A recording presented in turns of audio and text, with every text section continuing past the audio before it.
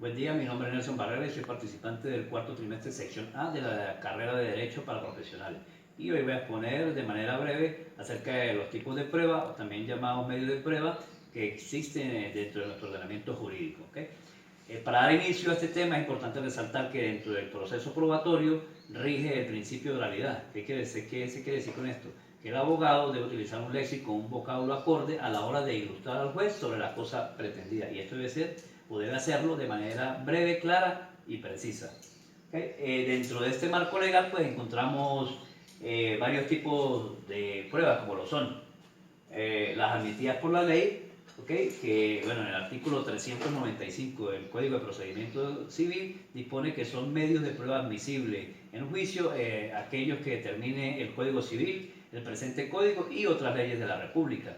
Las partes también pueden hacer uso de otro tipo de pruebas que no estén expresamente prohibidas por la ley y que a juicio de ellos pues, se consideren conducentes a demostrar lo pretendido. El capítulo quinto, libro y título tercero del Código Civil consta de 7 secciones donde nos hablan de estas pruebas o nos hablan de las pruebas que establece el legislador venezolano. ¿Ok? Estas pruebas son la prueba escrita, que como documentos públicos o privados, la prueba de testigos, pues que son los testimonios de las personas que estuvieron presentes en el sitio del suceso o tienen conocimiento de los hechos, las presunciones, que son como las conclusiones, la prueba de alguna manera, a las que el juez llega a partir de un hecho conocido para establecer un hecho desconocido. La confesión, que la puede hacer la parte o su apoderado ante el juez, el juramento, que a diferencia de la confesión tiene que hacerlo de manera personal ante el funcionario. La experticia, bueno, esta experticia se llevará a cabo, serán ordenadas por el juez para ser practicadas por un organismo acreditado. En el caso de Venezuela pues, puede ser el CICPC o el CENAMEC. Y la inspección ocular. Bueno, el objeto de la inspección ocular es dejar constancia de las circunstancias de algún lugar o del estado de alguna cosa o de algún objeto. ¿Okay? También tenemos con relación a la percepción del juez. Bueno, todas las pruebas tienen que estar directamente relacionadas con los sentidos del juez. ¿Para qué? Para que éste pueda entender de manera inmediata cuál es la finalidad de esta prueba. O sea, ¿qué quiero yo demostrarle al juez con esta prueba? ¿Okay? Según su contradicción.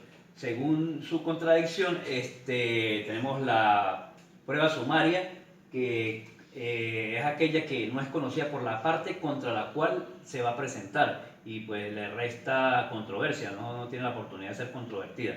Y tenemos la prueba controvertida, que obviamente es aquella que se debate por las partes y que es que a juicio constitucional debe hacerse de esa manera. Tenemos también por su forma, que pueden ser pruebas escritas o pruebas orales. ¿Okay? Las pruebas escritas, como su nombre lo indica, deben tener una formalidad. ¿Sí? Por ejemplo, también se pueden hacer uso de los documentos públicos o privados, de los dictámenes de peritos cuando se riten por escrito. Tenemos también los certificados funcionarios, tenemos los dibujos, tenemos los planos o los retratos. ¿Okay? Por ejemplo, en el ámbito penal, cuando se investiga un homicidio, pues la prueba esencial y que la que necesitamos para establecer la muerte sería el certificado de defunción. O para determinar cuáles fueron las causas de esa muerte, necesitamos un protocolo de autopsia que va a ser emitido por el Servicio Nacional de Medicatura y Ciencia Forense, en nuestro caso aquí en Venezuela, ¿okay? O mejor conocido como el CENAMEC.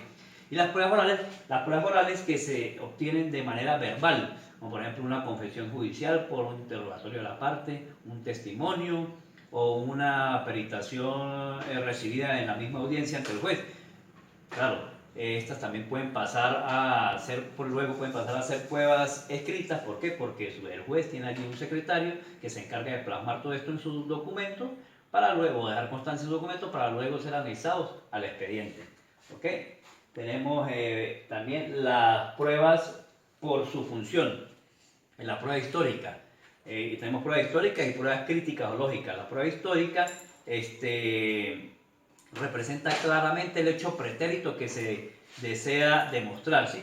Cuando se dice que pretérito se refiere a que un hecho que ya ocurrió, que ya aconteció, por eso se dice que es histórico, ¿ok? Y Pues este tipo de prueba le suministra al juez una imagen y él al observarla, pues aprecia la verdad del hecho que se está demostrando sin esfuerzo mental alguno. Mientras que las pruebas críticas o lógicas carecen de esta representación y no le crean al juez ninguna imagen que no sea la que está de la cosa que está examinando en ese momento, como por ejemplo un reconocimiento médico legal físico en un caso de lesiones. El juez va a revisar el dictamen del experto forense, donde él no puede cambiar nada de lo que está allí, o sea, se va a basar precisamente en ese diagnóstico, no así como en la histórica, que por ejemplo en la histórica puede ser una cadena titulativa, es representativa por lo mismo, una cadena titulativa, una tradición legal de un objeto o un bien inmueble. El juez puede ver históricamente quiénes fueron los poseedores de ese objeto, ¿okay? Mientras que en la crítica o lógica el juez no puede cambiar, o sea, se tiene que sujetar a lo que diga el dictamen de ese experto. Eso en cuanto a la prueba por su función. Según la oportunidad de producción. Bueno, según la oportunidad de producción, están las pruebas en proceso, pues como su nombre lo indica, se dan dentro del mismo proceso, como por ejemplo las entrevistas o testimonios. Tenemos las pruebas extra proceso que tienen su origen fuera del proceso. Ejemplo, inspecciones judiciales, un documento público o un documento privado en los que no consten actos procesales y que también pueden ser llamados o también son conocidos con el nombre de pruebas anticipadas. Tenemos las pruebas preconstituidas o causales, que son aquellas, dependiendo de la naturaleza para las cuales fueron creadas. Por ejemplo, pueden servir como elemento de comisión dentro de un proceso, o pueden ser utilizadas de manera extraprocesal y ocasionalmente incluirlas en el proceso. Las pruebas también dentro de esta misma clasificación tenemos las pruebas judiciales, que son aquellas que se producen ante el juez, sí, en el ejercicio de sus funciones. Y las pruebas extrajudiciales, como su nombre lo indica, pues están o nacen, tienen su origen fuera del proceso, no ocurren, no tienen ocurrencia delante del funcionario judicial. ¿Okay? También tenemos las pruebas según su utilidad. ¿Okay? Deben cumplir, según su utilidad, deben cumplir ciertos requisitos que comprueben los hechos alegados o controvertidos. Y estas pruebas pueden ser contundentes o no, y pueden ser pertinentes o impertinentes, según la formalidad externa de la prueba. Bueno, estas pruebas están dirigidas a convencer al juez sobre hechos determinados. Sí, como por ejemplo un documento público, para convencer al juez de una venta de un inmueble, un documento público, pues es un documento que tiene, da fe de que fue así, el notario, porque fue firmado dentro o en la oficina de un notario, ¿okay? Que da fe que eso que está en el documento es cierto, a menos de pues, que se demuestre que eso es falso. Luego que esa información que está en ese documento es falso, pues pierde de manera inmediata su validez. Y por último también tenemos según los sujetos proponentes, ¿sí? ¿Okay?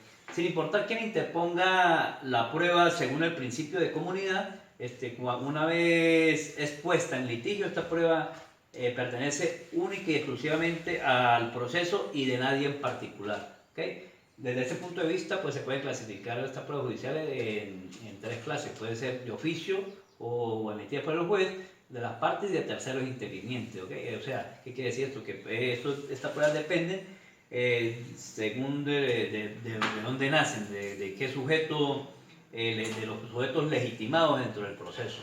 ¿Okay? Bueno, para concluir, pues